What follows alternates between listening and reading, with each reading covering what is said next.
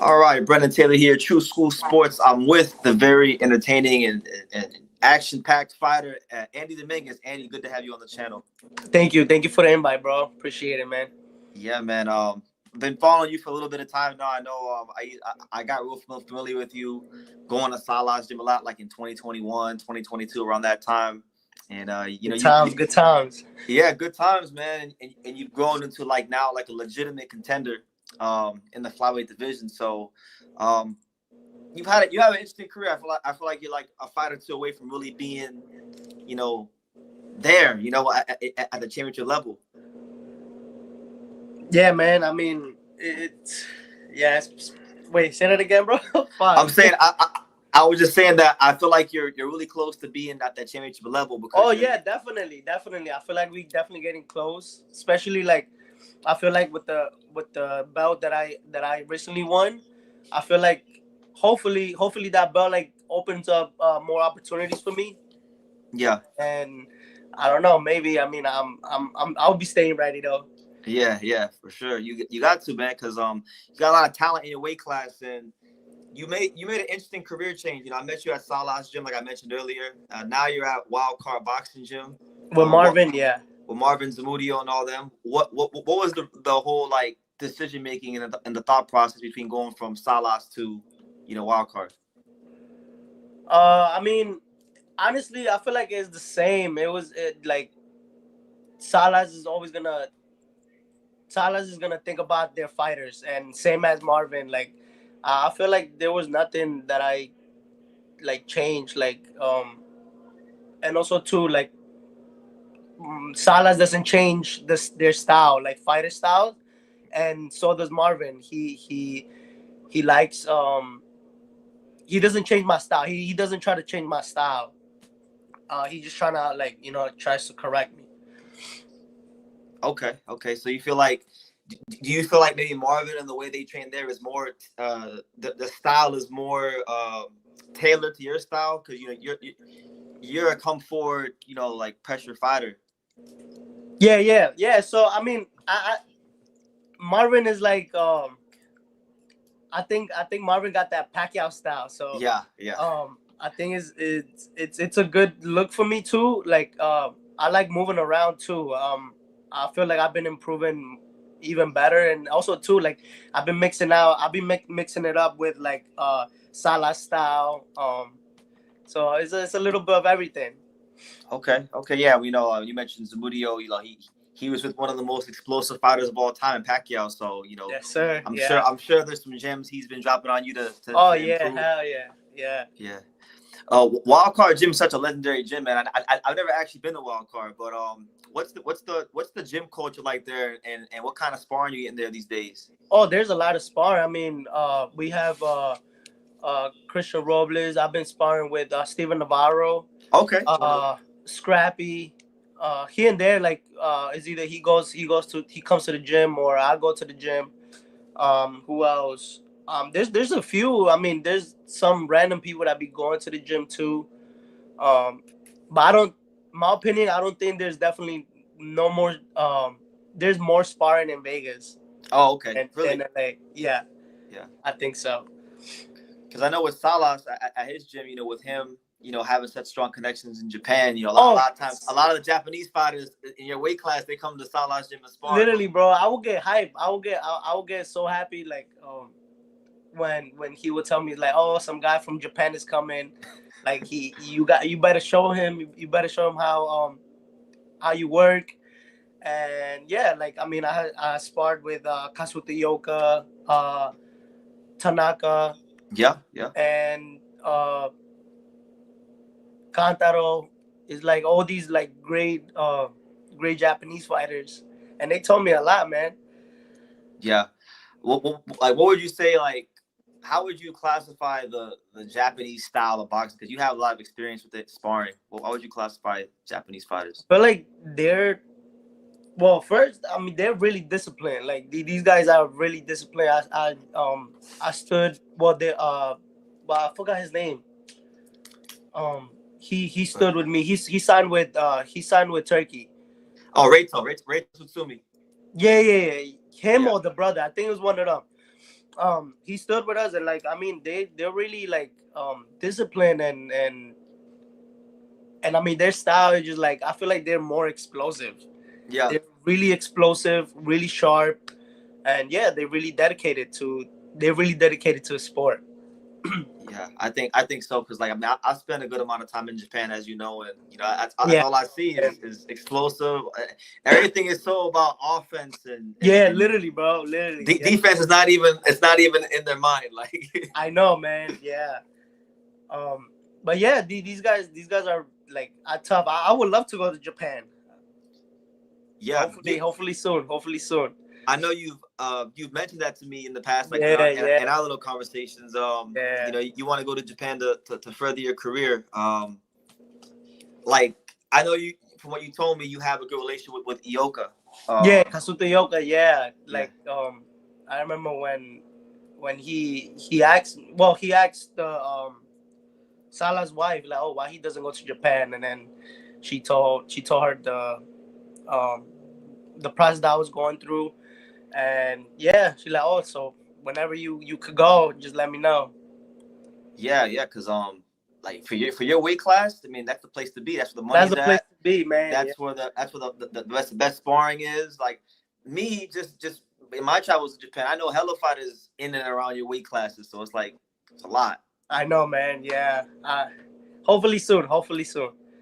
Yeah, hopefully soon. I'm rooting for you, man. Hopefully, if I Now, can't help you, I'll meet you out there. yeah, meet me out there, man. Meet me out there. That'd be great. Um, you had that fight with Yankiel Rivera, which I feel like was one of the best Puerto Rico versus Mexico fights of recent years. Just kind of like take me through that fight, man. Like, what was that whole fight like? What did you learn from it? All that stuff. Oh, I mean, I learned a lot, man. I mean, I can't take nothing away from Yankiel. He is a good fighter. He's an Olympian. I just I feel like I learned a lot. I mean, from a loss to fighting him. I mean, he was just the better man, you know. Uh, Yeah, I mean, sometimes there's days that I still get upset. yeah, I yeah, I I watch the fight like maybe once or twice, and because it gets me like I don't know, I get mad at myself. It's like, damn, like I could have, if I would have pushed a little bit more, I yeah, feel like yeah. I would have had it. Yeah, Well, boxing, boxing at the top level, it's like every little thing counts. Everything. yeah, literally, Everyone yeah, everyone everyone at that level is really really good. So the smallest things always matter yeah, the and, most. Yeah. I know with that fight, like you heard him in the latter rounds. Remember you heard him in the latter rounds. I thought you was gonna stop for a second because I I remember. know, man. I thought so too. I just like I said, man. I feel like I always like every time I try to watch it. I haven't watched that fight. I literally just watched it like once or twice, and it's like I really get upset at myself, and I feel like it was just that one little push Yeah. that I did. Yeah, because I remember I was watching. I was in Vegas. I was with my good buddy Angelo Leo, and he don't get like he's a pretty calm guy. But when you heard him, he lost his mind. I ain't seen him lose his mind like that too many times. So that was pretty cool. I got good memories of that fight, even though I wanted to Yeah, win yeah, and it yeah. didn't work out. But it's all a learning experience, and with Yankiel might win a world title. So who knows? You might Oh, he become will. Yeah, yeah. you might I'm become a pretty sure. mandatory. You might become a mandatory. Hopefully, yeah. He Hopefully, might got to give you a rematch. hopefully, Yeah. hopefully.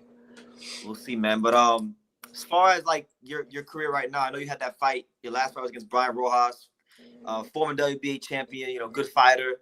Talk about that fight, and then I guess talk about like these last 5 fights you've had because I've noticed for your wins they've been close fights. Sometimes winning by split, sometimes winning by majority. Like what's that been like? It looks nerve-wracking. I feel like honestly, I feel like it's my fault because um I make those fights hard for myself. Yeah. I feel like I just get that Mexican in me, like, and that I just want to fight. Like sometimes well, it's Salas, like Marvin. They has always tell me like, oh, you have like good footwork, you do angles, and why do you have to stay in the pocket? Like, why do Yeah. you Yeah. fight? Um, and I'm really working on that. I feel like I'm doing better little by little. Um, it was just this fight. This fight, I feel like I did way better unboxing, like boxing around. Yeah, you did. But this guy Byron was just tough. He would just not stop coming forward. I will even do an angle, and he would just like touch me. But yeah, I feel like I'm doing better on that. You know, working on more boxing. I feel like I need to make the fights easier, because I No, can. That's what Marvin tells me, that you can make the fights easier with your footwork. you definitely could, because I feel like you have the speed and the agility to do it. It's just a matter of actually practicing it. Because I don't know what it is with you Mexican fighters, man. You guys get hit one time, and then like the Aztec warrior spirit awakens, and you don't know how to like. That's what it is. That's what it is. I just feel like just my blood just gets hot, man. It just like, I like to fight also. Like if you hit me, I'm gonna hit you back. Like, you know, if and the only reason I feel like I stood in the pocket with this guy Byron, because it was at one point where I stood in the pocket, which it was a bad idea. I should have boxed him, but I just feel like he wasn't getting no respect from, like, he kept coming forward. So I'm like, you know what, I'm gonna just get in there and just fight with him, just stay in the pocket with him. But then Marvin, that's when he woke me up. He's like, yo, come on, like you need to start boxing. Yeah, I was happy to see you box, because, like I said, in your fights that I watched in the past, I feel like you're leaving them too close. And one thing about it is, like, if you leave enough fights close, you're not gonna get all of them. So yeah, that's true. Yeah, no, you're right. You're right. Because definitely gotta work on that. Yeah. Yeah, because you think about it, 4 of your last 5 wins have been by a split of majority. If one of those goes against you, now you're talking about you being damn near a 500, fighter in your last 5 fights. So yeah, man, something to think about. No, you're right. I gotta work on that. Yeah. Appreciate you, man. I'm pretty sure, like I know some fighters say they don't watch boxing. Some fighters say they do watch boxing. How closely do you watch your weight class, like the guys in the rankings and things like that? Oh, I watch every time they fight. Like Rene Santiago, I know he's fighting soon. Yep. Koyasu is fighting soon as well. Okay. The Eric Rosa, I literally woke, like, I stood up in the morning, like at night, just to watch it. Yeah, man. I watch. I study them. I watch a couple, like, their clips. I don't study them as much as I should, but I gotta work on that too. I got you. Yeah, it's a thing I noticed a lot of fighters. Like, a lot of fighters, they get so burnt out from, like, being in the gym and always training that they don't have the mental capacity to go. They don't. Yeah, we don't. But one thing I learned is, like, I watch other fights, like, to study. Like, I try to watch, like, old school fights and stuff. Oh, like who? Like, what's Finito Lopez. Okay. I like watching Finito Lopez. Orlando Canizales. Okay. And sometimes I like Johnny Tapia. Yeah. I like Johnny is good. Yeah, Johnny box. So you gotta start boxing.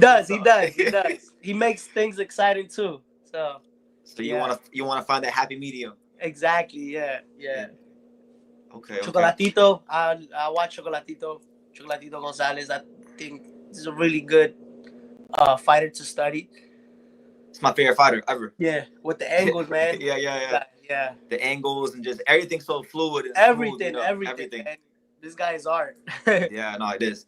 The reason I asked you why you watch weight class, I was asking you because, like, ideally, like, are there any fighters that you want to fight in your next couple of fights that really get you on that further up the world level? I mean, I will say,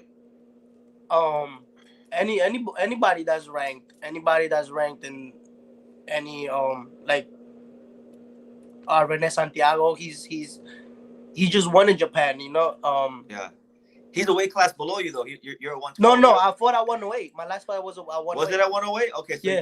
Are you officially in the campaign at Light Flyweight? Yeah. So okay. the only reason I went down to 108 is because 112 I was making it so easy, like, and my team, well, we spoke about it. They told me to try 108, and 108 I made it. Yeah, it was good. It was I made the weight cut easy.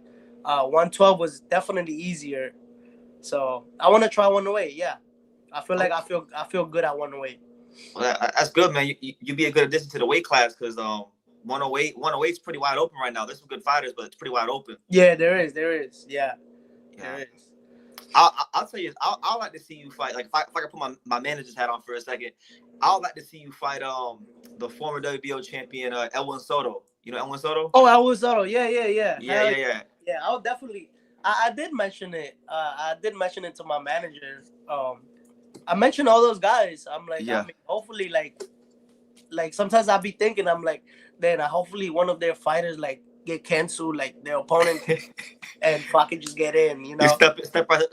You were stepping on short notice. Yeah, I mean, I'm always in camp. Like I'm always traded, except for this fight. Well, like right now I'm just like running and stuff, like staying active. I'm using like my bike, but right now they don't want me to fight till December. So.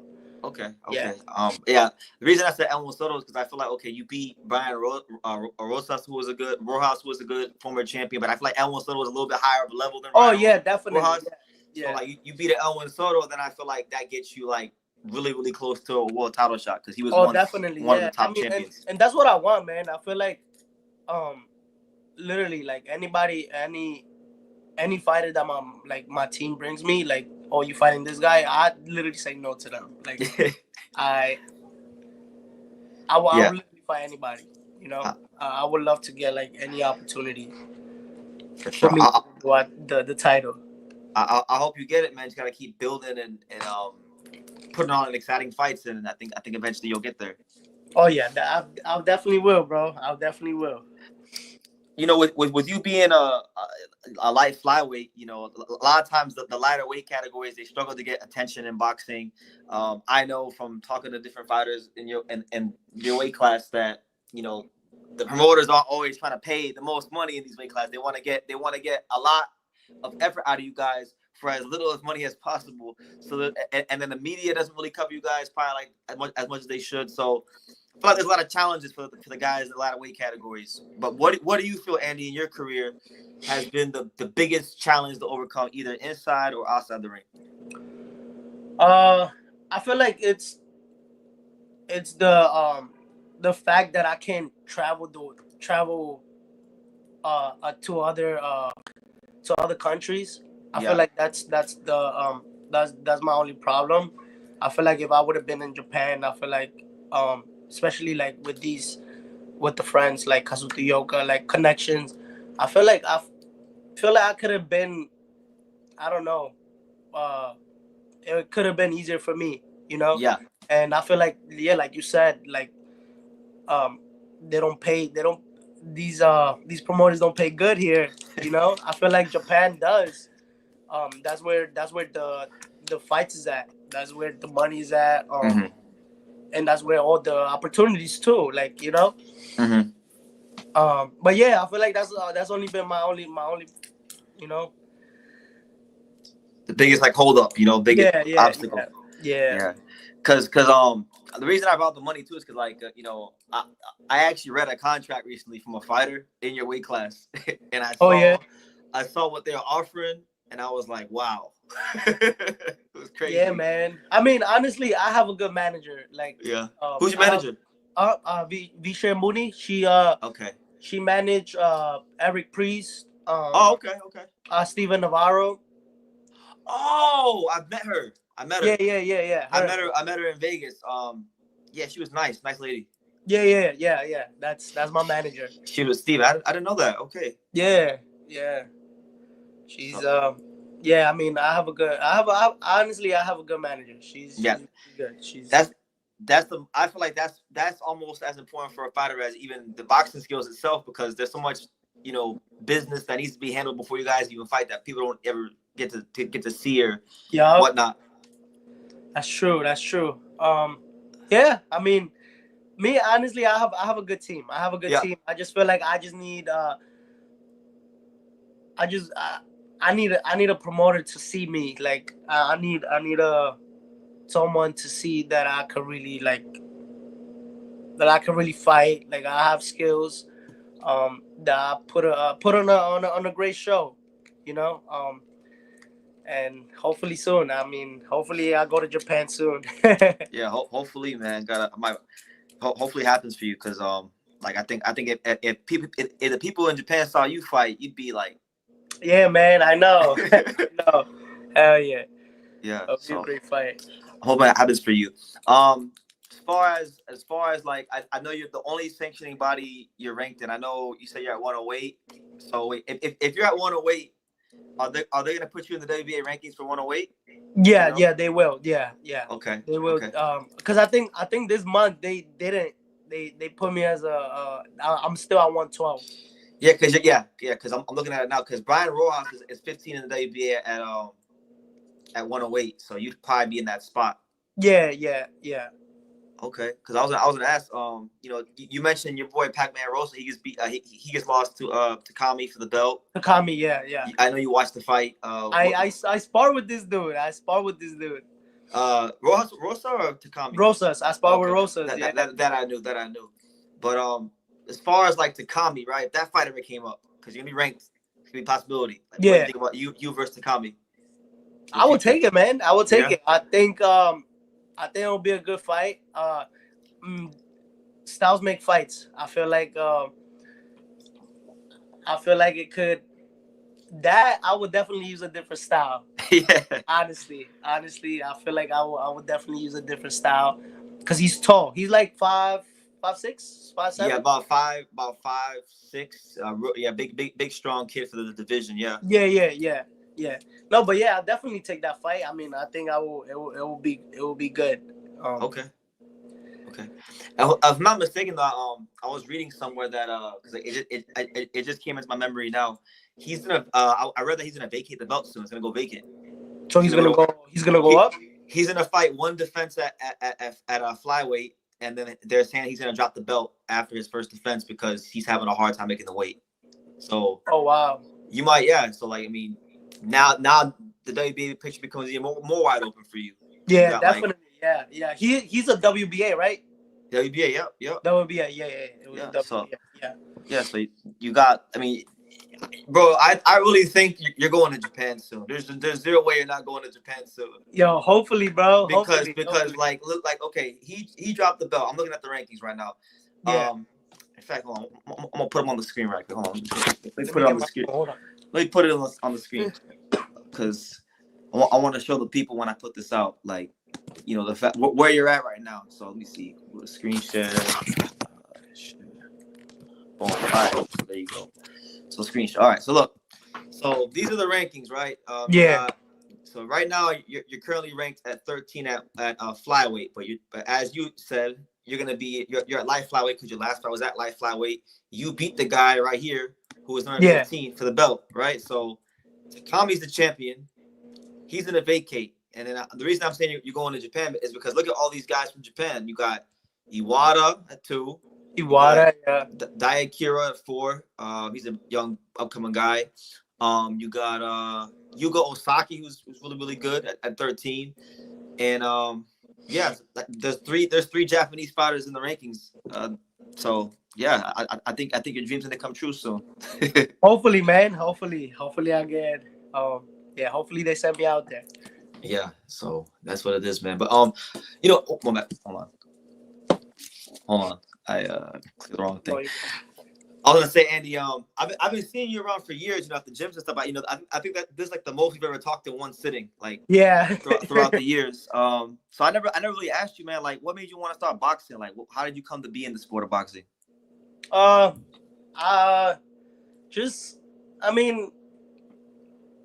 wouldn't say I would get bullied, like bullying stuff. I would just get a lot of I would get in a lot of trouble in school, and Yeah. my mom, she was just like, it was at one point where she was just getting tired of like getting calls from school, you know,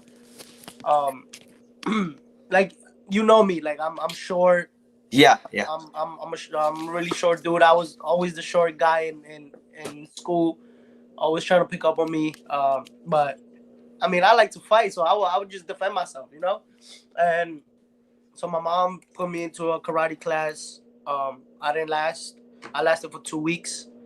Um, and from there, she took me to a boxing gym, and it was Yeah. just that's where it started.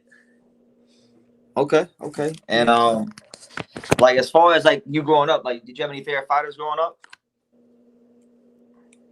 Nah, not really. Like, nah. Cause like I mean I know what part of Mexico are you from? La Ciudad de Mexico. Okay. How do you end up in New York? Because you know most Mexicans they go to Vegas. Everybody asks me that, man. I'm from I was born in Mexico City. Okay. But I was raised in Puebla, Atlisco, Puebla. Okay. So everybody every time like when I'm in LA, they're like, oh, like why you went all the way to New York? Why you didn't stay in LA? I feel like everyone that's that are from Puebla come here to New York. So that's all. I think we call them Puebla York. Puebla York. Oh yeah. Yeah. I mean, I don't know. My mom was the one that brought me here. Probably all the movies. You know, all the movies they always show like New York City, like so. Yes, probably, sir. maybe that influenced it. Yes, sir. Yeah. But I don't want to hold you up much longer, Andy. I know you probably got things you got to do today, but you know, had a great time talking to you. But any final message you want to give to the boxing world, the fans out there, that are gonna watch this? Hey guys, thank you for watching. Stay tuned, man. If you like, I don't know, a little bit of boxing and an excited fighter, watch me. You won't be disappointed. I won't disappoint you. Watch me on Instagram, Andy Dominguez. But yeah, man. Thank you for watching, and thank you for the invite, bro. Appreciate it. Thank you for coming on, man. Yeah, you're definitely one of those guys that puts in a lot of work, and I feel like you know you deserve more recognition. So do my little part, you know. Thank you, man. Thank you. Yeah. Appreciate it, man. Thank you, Andy. Thank you for always supporting me, man. I see you always supporting me. I appreciate it. I appreciate you. Thank you, man. All right, Andy. Thank you, man.